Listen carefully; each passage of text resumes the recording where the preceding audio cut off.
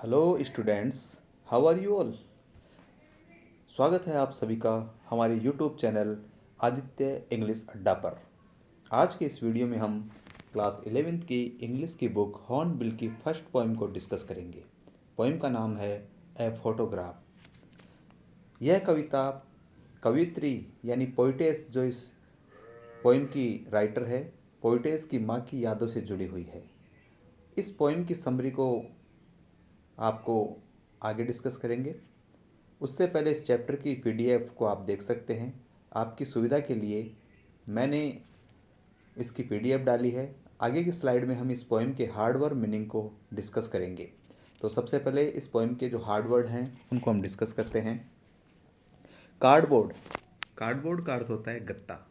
Paddling यानी पानी में चलना या पानी में खेलना। ट्रांजिस्ट यानी अस्थायी और क्षणिक। स्नैपशॉट, स्नैपशॉट का अर्थ होता है झटपट खींची गई तस्वीर। बीच यानी समुद्र तट। व्राई यानी व्यंग्यात्मक विवरण। लेबर्ड यानी कठिन मेहनत से किया गया कार्य। ईज यानी सहजता या आराम। ऑक्सीमोरेन का अर्थ होता है विरोधाभासी कथन। सरकमस्टांसेस का मतलब होता है परिस्थिति। साइलेंस यानी मौन या चुप्पी।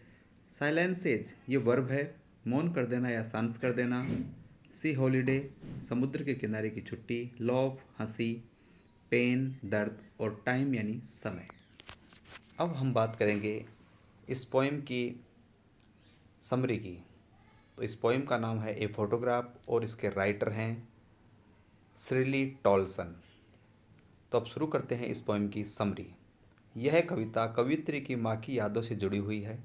कवयित्री एक पुरानी फोटोग्राफ यानी तस्वीर को देखती है जिसमें उसकी माँ अपने बचपन में समुद्र के किनारे अपनी दो चचेरी बहनों के साथ खेल रही होती है।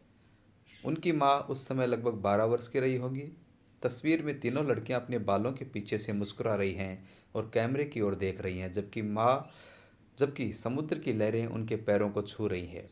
समय के साथ वह मासूम हंसी, वो छुट्टियाँ, वो पल सब अतीत बन गए। कवित्री की माँ बाद में उस तस्वीर को देखकर हंसा करती थी और पुराने दिनों को याद करती थी।